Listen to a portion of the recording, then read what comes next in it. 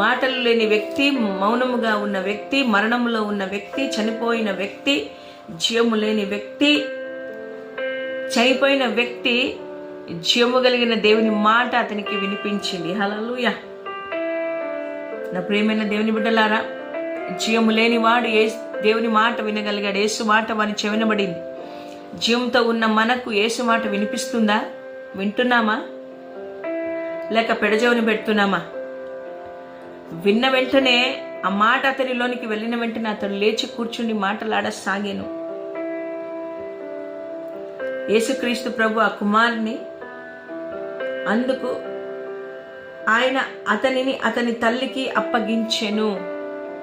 ఏ తల్లి అయితే బాధపడుతుందో, ఏ తల్లి అయితే ఏడుస్తూ ఉందో, ఏ తల్లి నిమిత్తమో యేసు కనికరపడి ఆ కుమారుని లేపాడో ఆ తల్లికి తిరిగి తన కుమారుని అప్పగించినట్టుగా మనం చూస్తూ ఉంటున్నాం కదా.